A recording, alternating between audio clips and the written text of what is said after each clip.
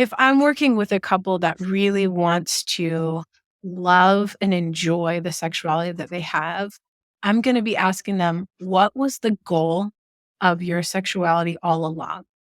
Was it just to not do it? Was that really the goal? Or was sex designed for something bigger and better than that? You're listening to Get Your Marriage On, the fun and spicy podcast bringing you new tools and fresh ideas so that you can be the sexiest couple you know.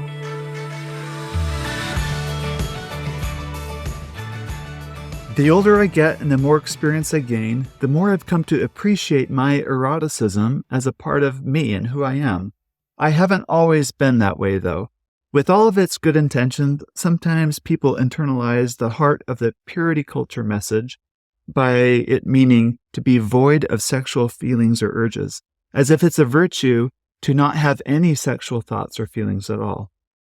The reality is, just as that we are spiritual, mental, emotional, and physical beings, we're also sexual beings. And we can grow sexually just the same way as we can grow spiritually. And my sexpert guest on the podcast today describes exactly how that process works, that process of growing erotically or sexually as we grow spiritually. Her name is Brandy Harris. She's a licensed marriage and family therapist that's also a Christian and helps individuals and couples grow sexually. She's also a mother of 3 and has created a program for parents on how to talk to their kids about sex, too. As of this recording, we have just a few spots left for our couples retreat that's coming up in March.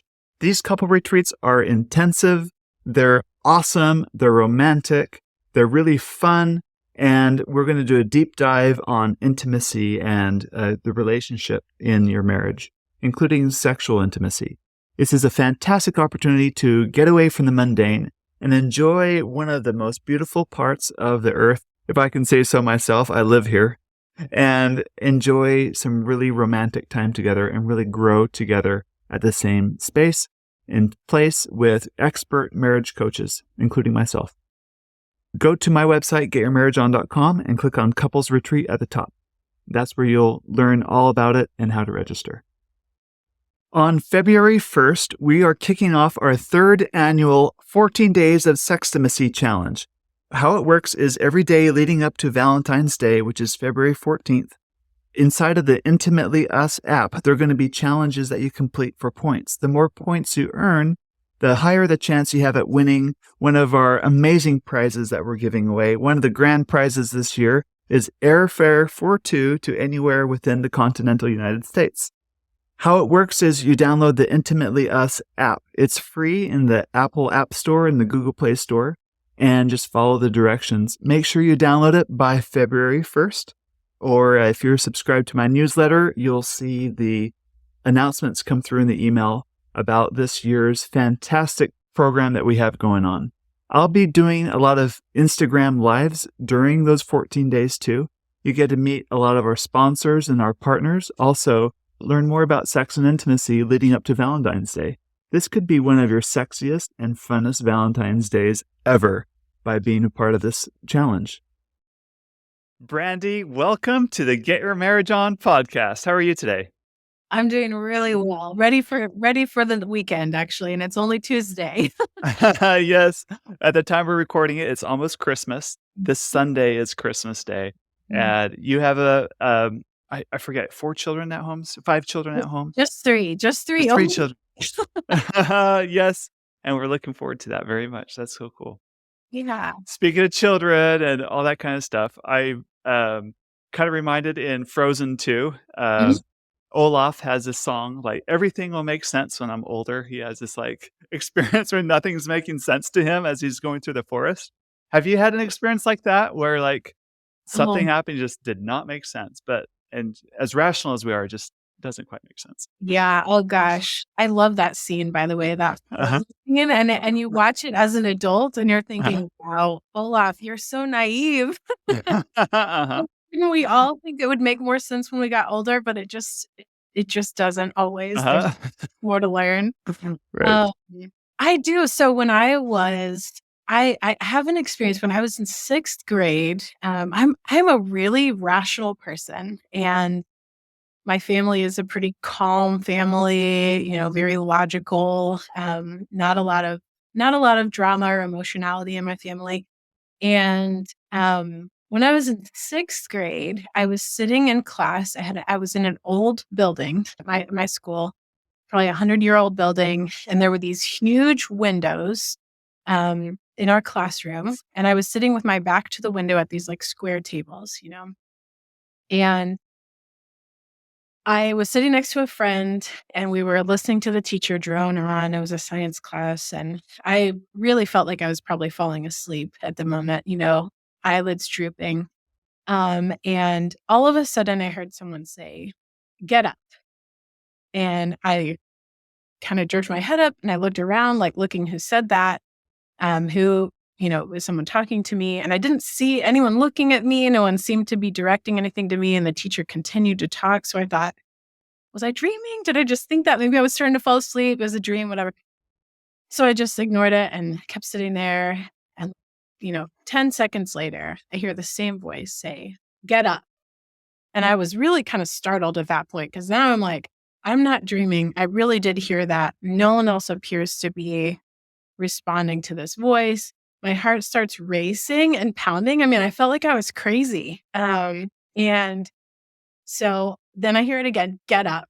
And so I get up and I ran around. I just ran around the other side of the table away from the windows. And I yelled at my friend. I don't even know why I did this. I just yelled at my friend and I said, "Get up, get up." And by this time, my chair's scraping. I'm running around the table. The entire class is disgruntled, looking at me like, what is going on? This woman is crazy. And my friend gets up, moves around to the other side of the table with me. And right after he moved, these large cement casings around the window crashed and fell down onto our seats. And these were Wow. cement blocks, like those big, heavy construction blocks. And the plaster just gave way and the building was deteriorating. And had we been still sitting there, we would have been crushed, or at least seriously injured. And even telling the story now, I'm feeling nervous. Yes. Because it was so bizarre. No one else heard the voice. No one knew how I had known to get up, Mhm. cracking noise or anything like that. And it was one of the first big times in my life where I thought, man, maybe there is more going on than just the rational and the logical, Mhm. very clear, simple ways of operating. Maybe there's more going on. And I need to be paying attention to more in my life than just the thoughts that are in my head. Mhm.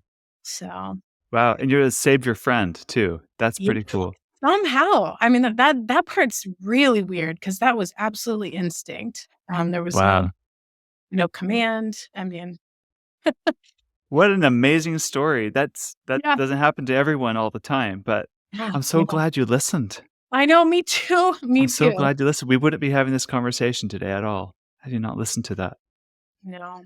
And I think you're touching on something. There's so much more that happens in our life that's beyond, like, our immediate, I don't know, I don't wanna use the word consciousness, but immediate, just what you see, smell, touch, hear, Yeah, taste, like, maybe. Yeah, there's something more. yeah, Yes. I actually think consciousness is a good Mhm, word, and that makes mhm, sense just because we do experience things consciously and subconsciously, and we respond to both of those. mhm. Mm. Yeah, I think you're absolutely right about that. That's good. Today, I want to talk about maturing. The scenario is a lady that I've been coaching lately. The story is actually, it's a couple. So she grew up in a culture environment where they highly valued her virginity.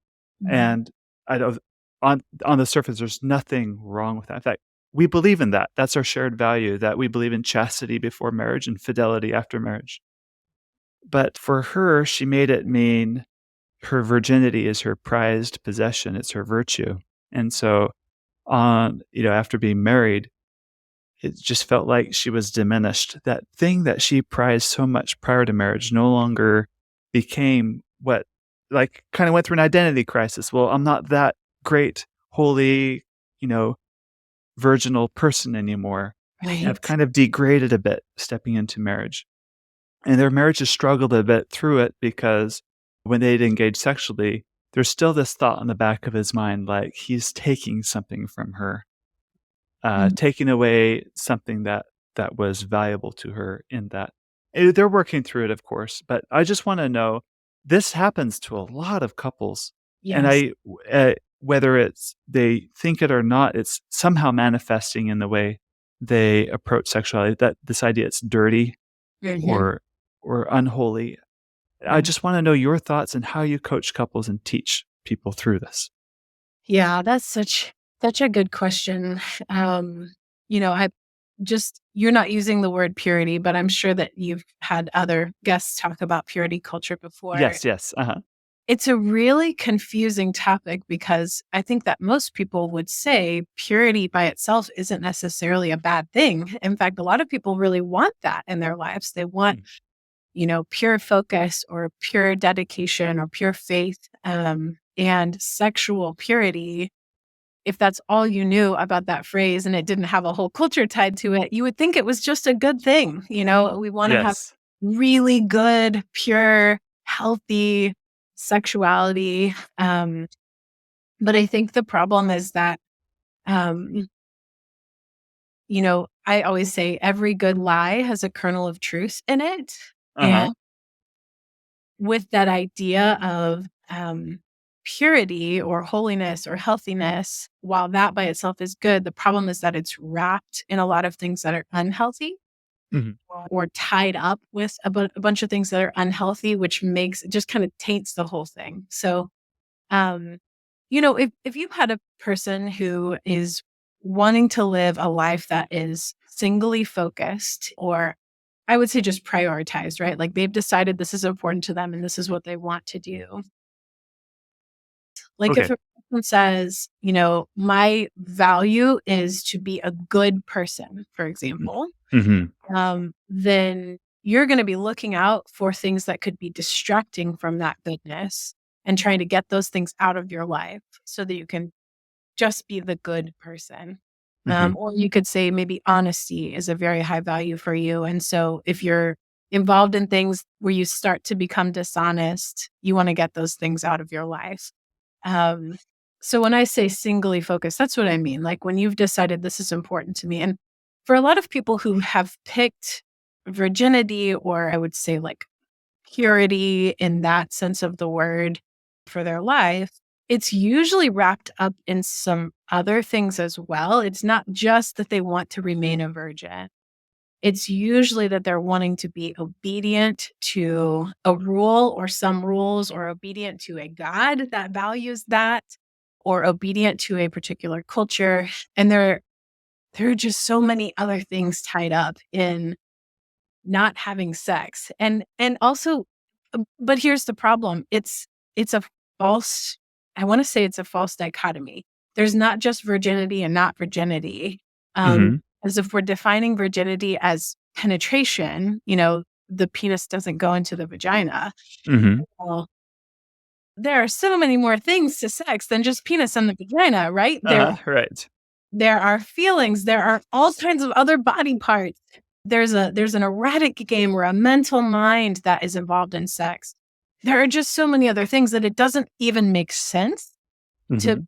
have that like black and white distinction between I have had penetrative sex or I have not had penetrative sex. Mhm. Uh, and so I usually ask the question, let's look at what's the spirit of the law rather than the letter of the law? What's the spirit of what you're trying to do here? And let's try to aim for that instead of the letter Mhm. of the law, because the letter of the law is kind of a lie anyway. You can't really have that purity. As much as we would like the black and white, it doesn't actually exist. So if we Right. look at what the spirit of the law is, or the hope, and aim for that, then we are more likely to feel good about our pursuit of that thing instead of just feeling like we're always missing the target. And we're being really philosophical here, so hopefully Uh-huh. Pretty abstract. We'll bring this down in a moment. Uh-huh. we will, yeah.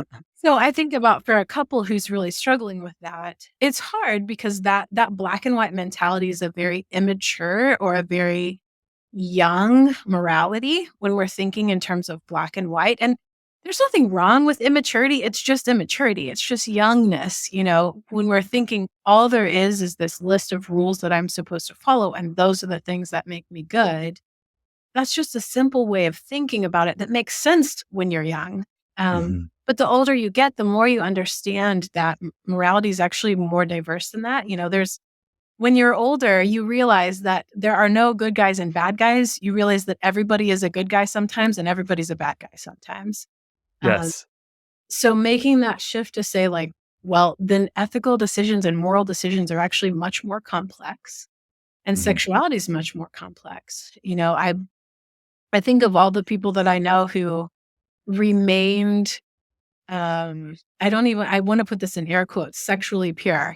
Okay. Or chaste, I guess you could say, right? Uh-huh. Yeah, you can say, I know a lot of people that avoided penetrative sex before Mhm. they got married, but they absolutely practiced a lot of other forms of sexual behavior Mhm.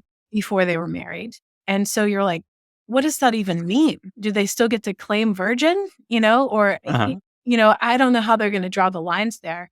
Um, and I also, this is another part of which this would be hard to say to a client that was talking Mhm. about this, but I do tend to think people who have said to themselves, I get the gold star because I check all the boxes. That's a form of pride and arrogance. And it's false, right? It makes you think that you are better than other people because you've checked these certain boxes without considering all these other boxes that you didn't check. And so Mhm. that's really tricky. I probably wouldn't hit a client with that one. Yeah. Uh-huh. Um, but I would say, what, and this is the practical part. How do we move to the more practical here? If I'm working with a couple that really wants to love and enjoy the sexuality that they have, I'm going to be asking them, what was the goal of your sexuality all along? Um, Good was, question. was it just to not do it? Was that really the goal? Or was sex designed for something bigger and better than that? And I would suggest that it is. I feel like even if you have a very conservative couple who is, maybe what they do want to process the Bible and what the Bible says about this, whatever their text is, I feel like there's even evidence there to say that sex is designed for connection and intimacy. And we actually have a lot of phenomenal scientific research that backs up that idea. Sex, Mhm. sexuality is about bonding and connection. And so if that's the goal, instead of just not having penetrative sex, if the goal is I want to have the best form of sex, and that is connective Mhm. sex and very intimate sex and safe sex, um, exciting, good sex in all the contexts, Mhm. uh, then of course saying no, and I'm putting this in air quotes again, but saying no to the wrong people Mhm. is an appropriate Or way, contexts, yeah, right. to protect that. And then, of course, saying yes to the right person is also a part of that really beautiful fulfillment of that goal. So I think that's where I would go with a client who was, I would just say, what's the real goal? And can we let go of that old, somewhat immature way of thinking about morality and think instead about what is best, Mhm. which is more complex, it's more diverse, it's more cohesive and holistic, in that Mhm. action, and not just a simple box that we checked. Um, and I would probably also really dig in for that couple, um, having them talk about what is the most connective sex for them. Uh, Mhm. what is it that would help her to feel really good about the connection?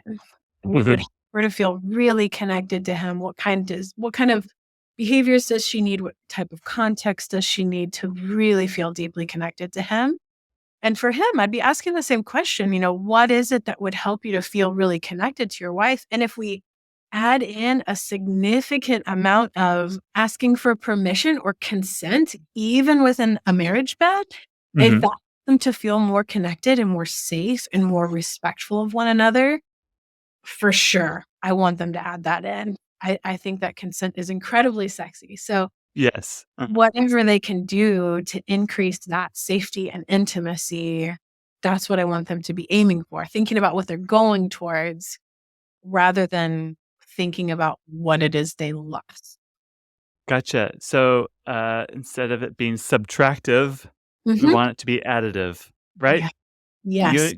True unity is when two people add to each other or add Yeah. to the experience. So if you can go it that way, Yes. I love it. we talk about virtue and being virtuous. Mhm. But a definition of virtue is your capacity to bring about goodness or to affect for good. And saying, oh, I'm being virtuous, AKA I'm abstaining or whatever, which in Yeah. the right context might be it. But in a marital context, let's say, there's no virtue in abstinence unless it's that alone is bringing about more goodness in the relationship. So really, what is the good? And you read Proverbs 31 about the virtuous woman, and if you pay attention, she's bringing about goodness in Yes. everything. And none of those qualities talk about sexual No. abstinence or whatever. So Right. Right. we could be virtuous in bringing about goodness. So, Absolutely. I mean, I just think of like when I make my coffee in the morning, I don't make my coffee and then dump it out or like put it in the fridge for later. I drink it right then. Like coffee so I can drink it. And sexuality is the same way. It's there for a purpose. It's not there just to lock in a box and hide away Mhm, forever. Maybe temporarily, absolutely I agree with you that timing is worth considering. mhm, When and where and how can it best bring forth the gift that I was created to bring? Let's figure that out and let's aim for it so that we can all enjoy our own sexuality and our connection with our mhm. Great. The goodness we can bring. Good. yeah. All right. So, along that theme, I tend to hear complaints as I coach couples. Usually, the higher desire spouse complains that the lower desire spouse doesn't have any fantasies. Mm, Like, for example, how come she won't ever tell me any of her fantasies? I ask her and she says, I just don't have any fantasies. Or the other way around. yeah. She wants him to share fantasies and it's like, I don't have any, or he won't say anything, or won't be creative in that.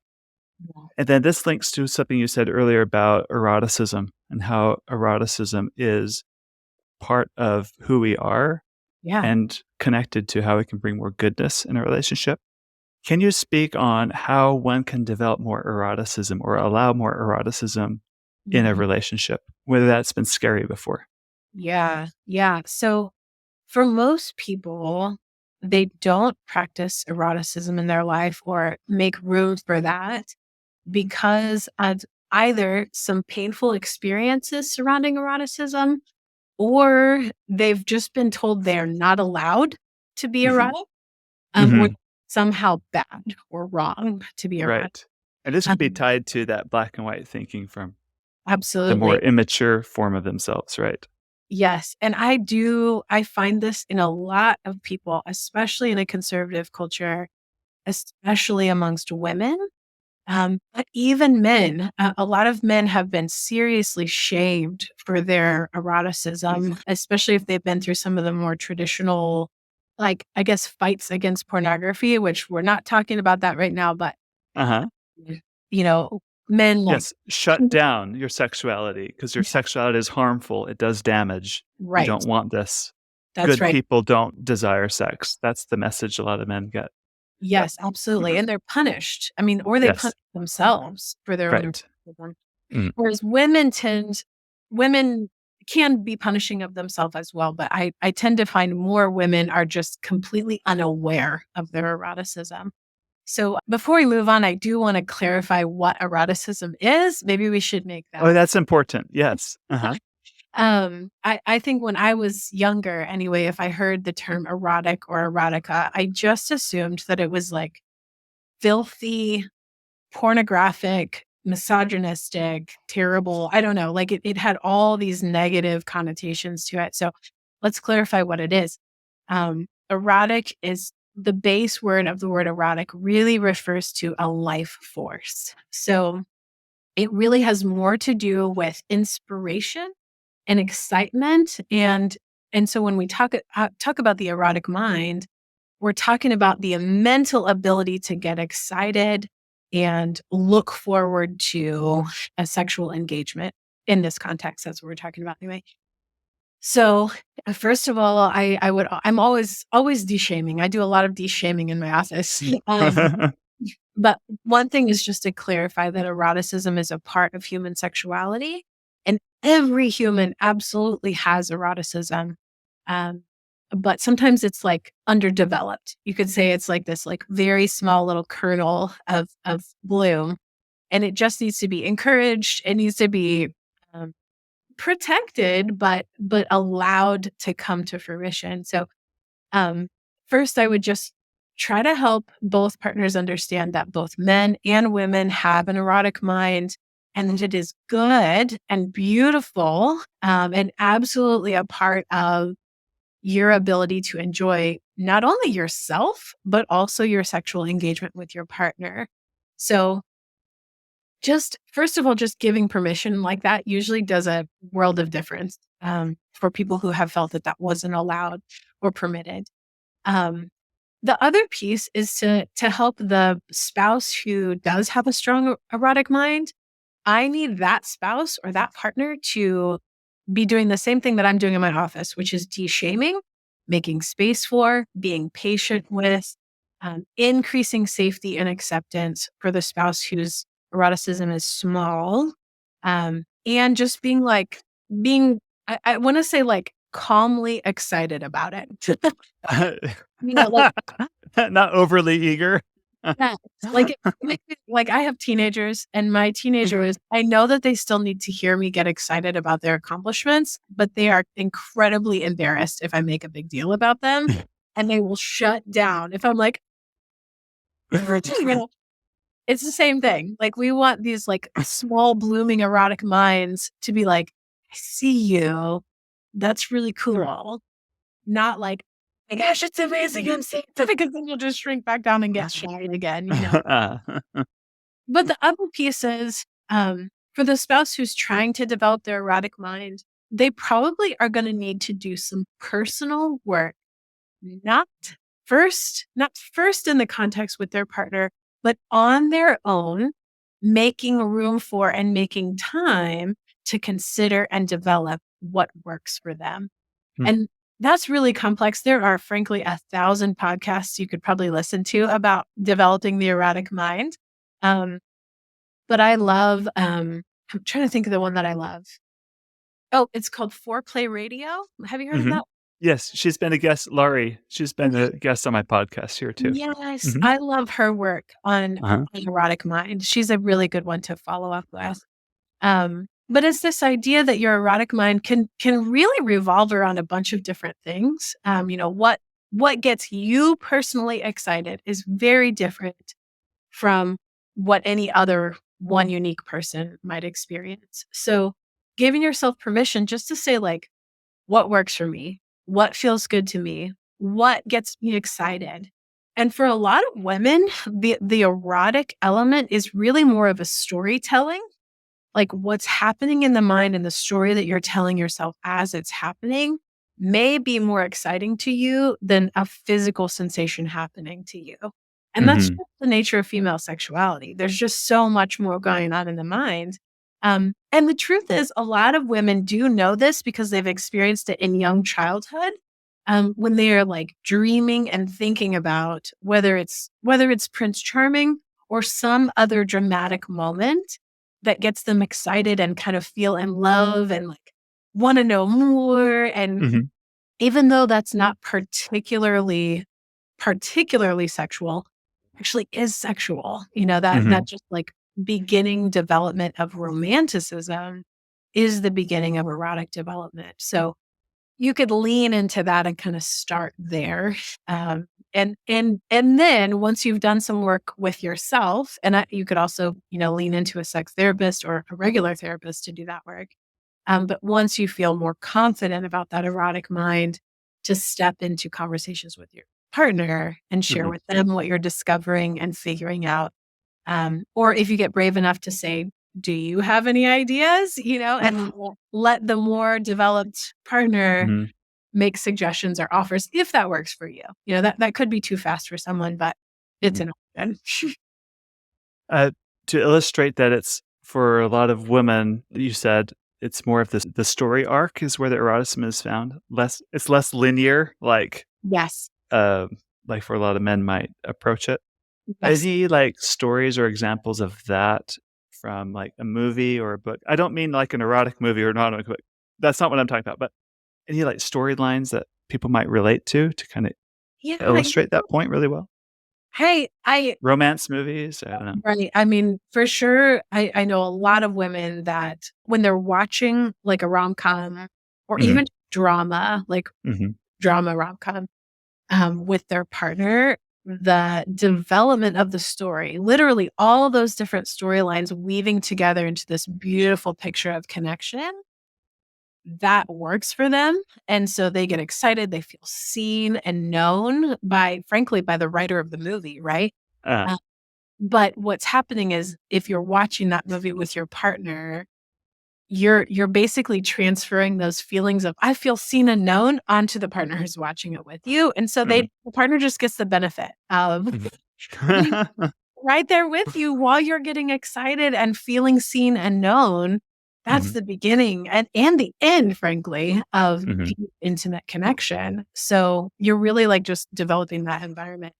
And it's really almost every dramatic, romantic storyline could be an element of eroticism for a female and frankly for some men as well.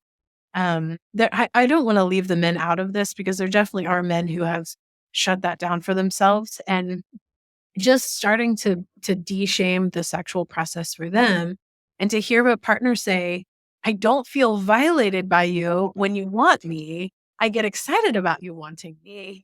I'm not being harmed by your sexuality. I love it, or it's exciting to me or fun or, just that assurance and encouragement is a great way to just open the door for eroticism that is probably there, just has been hiding for a long time. Gotcha. So keep at it. Work at it. Yeah. In a way, it's like developing your spirituality, right? It's Yes. there, but you work at it. You do the things that grow your spirituality. You do the Yeah. same things that grow your erotic capacity. Absolutely. There's disciplines there. I know nobody really likes the word discipline, but it's really helpful. Practice Mhm. makes perfect. So Mhm. trying, and I love the phrase of making room for. All discipline really is making room for health and healing. So when Mhm. you put those structures in place, or you practice regularly, or you prioritize these things that are important to you, you make room for and make a fertile environment for either that eroticism to grow or your physical health to grow or, whatever the discipline you're practicing, your Mhm. spirituality, whatever you're practicing, you make room Mhm. for it to develop. All right. So, there are some couples listening to this where when one person's like, my spouse, I wish he or she was listening to this right now. They Mhm. need to hear this. Mhm. They need more eroticism. And so it kind of creates this dynamic where they're kind of pushing it on them all the time. And read this, listen to this, because they're at odds in their relationship. One really values eroticism, the other values Yeah. uh, something else, like more safety and sameness. Yeah. How can they find more common ground in their relationship? Yeah. So how you communicate about those differences makes a world of difference. And, most couples start out with some enthusiasm in their differences. Hmm. And but then they usually get shut down, and so then they try option 2, which is either anger or stonewalling or pressure or withdrawal, those are usually second attempt type, um, Hmm. uh, you know And those aren't effective either. no, they're not, and so usually what needs to happen is actually rather than, I think of first attempt is baseline, and then they amp it up to that unhealthy level. Hmm. My suggestion is actually that rather than going a level up, that they go a level down, meaning that they lean into the vulnerability and frankly the pain that's caused by them not being on the same page or not understanding each other. And so that requires very vulnerable sharing, being able to tell your spouse, I know we're not on the same page about this, but that makes me really sad. And it's not a guilting type Mm-hmm. communication. It's just a vulnerable letting your spouse know how you're affected by their distance or frankly by what feels like their unwillingness to be vulnerable as well and try something that is difficult or hard for them. And that honestly, I spend a lot of time in marital therapy with my clients. That's exactly what we're doing. We're learning how to be vulnerable with one another and how to communicate in a vulnerable way Mm-hmm. instead of that amped up, self protective kind of way that just naturally comes to all of us. Mm-hmm. Uh, but that vulnerable communication is so much more effective. So just saying, and I actually have seen this quite a bit where you just have a higher drive spouse and a lower drive spouse. And that higher drive spouse, again, we try to de-shame both partners. There's Mm-hmm. nothing wrong with you if you have higher drive. There's nothing wrong with you that you have lower drive. It's just that y'all are going to need to do some coordination. Mm-hmm. And that higher drive spouse a lot of times feels very, very rejected, sad, lonely in their connection because it's not happening. And sex is such a good form of connection and intimacy. And sometimes that lower drive spouse is feeling terrible about themselves, or they're really not getting their needs met in order to feel safe enough to engage. So both of them need to be able to communicate those things that they're wanting and needing in a very vulnerable, inviting kind of way, rather than the self-protective, defensive type. Mm-hmm. Great. So, Brandy, what can those listening that have children, what can we do better as parents to instill better values in our children so that at least the next generation is better equipped and more knowledgeable and Yeah. more mature, hopefully, to have better sexual experiences when they're ready for that as adults? Yeah, love that question. It's something I'm super passionate about. And, having 3 kids myself, I so want them to have an even better experience than I was able to have. And I think, first of all, it just starts with having a more open conversation, which, podcasts like this one and lots of other sex educators out there, you guys are doing such phenomenal work to try to open the conversation. But, just having the vocabulary to talk about connection and intimacy and sex and it not being a taboo topic in our home is one of the first and best things that we can do. And you know this, like, I always say, you cannot take your children farther than you've gone yourself. So Mm-hmm. you're not going to be able to do that for them if you have not done that work for yourself. So it always goes back to yourself first. As the parent, putting your oxygen mask on first and taking care of the wounds that you have regarding conversations about sexuality, how you feel about sex, even what you know and understand. I think you need to feel confident and competent surrounding sexuality in order to be able to navigate that in teaching your children. So it starts with the self, taking care of yourself. Then it starts with the open conversation with your kids. And, there's developmentally, there's different levels that need to happen there. Part of that is just helping them to feel confident and good about who they are. I mean, I'm sure you know this in the work that you do, but people who don't feel good about themselves absolutely cannot show up in the marriage bed and feeling good. That's just not going to happen. You're not going to get all of your affirmation from the marriage bed. You have to come in with something. So doing the work where you feel like, I know myself, I like myself, I enjoy how my body works, and I know what I like, and I know how to voice what I like and ask for what I like. All of those things happen both in a sexual context, but they happen every day with your child being able to pick out the clothes that they like and Mm-hmm. know what their style is and voice with the waiter in the restaurant that they would like to have orange juice instead of Sprite. Those kinds of conversations, even though they don't appear to be about sex ed at all, absolutely build in your child's ability to have healthy sex later on. So I never made that connection, but that makes perfect sense. It's about self-defining. Yes, Uh-huh. self-defining and voice. I always think it's about voice. I want my children to have strong voices, confident voices, and self-controlled voices. I want them to know when to use their voice, how to use their voice, and to feel good about who they are. So that's a big part of it. And that happens so early, right? Like that happens before your child even pops out of the womb. You're probably Mhm. talking to your child. So it happens. Uh-huh. What you say to them about them, they're affected by that. They're also affected by your sensitivity to their needs and wants. If you are an attentive, warm, nurturing parent, your child's more likely to be responsive to their own needs and wants later in life rather than self-neglectful. It's just good parenting, right? It's just be a good parent and then you are more likely to have a healthy kid.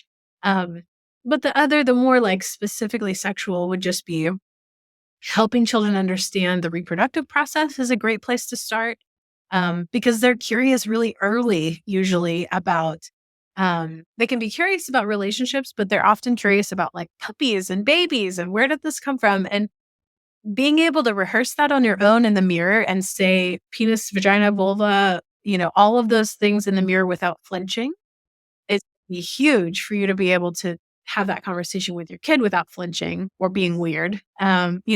Just to be able to talk, yeah, this is the science. This is how this works. Um, you know, that's a great step with your kids to just have them know accurate information about the biology of sex is great. And then the older they get, the more curious they get about relationships. You can have those conversations about not purity, but about like the same thing that I said to you earlier. Let's talk about sex. What's it for? What's the best way to use it? If all you're doing is telling them don't have sex, that's such a confusing message because they're getting the message from the rest of the world and their own body that sex is actually good and interesting. To hear your voice saying it's not good, that's going to be like, I don't really know what you mean there. Right. There's some dissonance there. Uh-huh. Absolutely. So we're wanting them to hear from you the truth, which is that sex is good and can be good. Now, what is the best context for it to happen in? And there's more discussion around that, right? And probably you sharing with them some of your values. I would hope the science behind all of that. Um, but then you're also all the little nuances, right? Like how do secretions work? How are the arousal levels different? How do men and women work differently? Sexually speaking, is there a difference between the female erotic mind and the male erotic mind? All of that info that you're learning now as an adult, you absolutely can pass on to your kids when they're ready for it. Probably when they're starting to be more curious about sexual engagement, usually around the teenage years. You can start having those more open conversations without them being weird because you've started the conversation when they were really little. Excellent. And you have a whole program on this. Is that I right? I do. I have an online course. If you have anyone that's interested, they can find it on my website. My website is ittakesabreath.com. And you can click there on the online course as well as a couple of the resources. I have a workbook if you're working on your own personal sexuality and you just want to work through maybe some of that purity culture stuff. If you're a follower of Jesus and want to dig through what does the Bible actually say about sex, that program is there as well. But the online course is on there and it's just for parents. It's not for kids. It's sex ed for parents. And it's designed specifically to give parents the tools they need to have those really healthy conversations with their kids. Awesome. Very good. Thank you for being on and sharing your wisdom today. Sure. Happy to do it. Great. Thanks. We hope that you enjoyed this episode of Get Your Marriage On. And if you did, we would love it if you would take a few seconds to give us a rating on iTunes and to share the show with your friends. They'll thank you for life. Once you've done that, you can head over to getyourmarriageon.com for more resources about today's topic and to download our amazing marriage apps. Now go get your marriage on.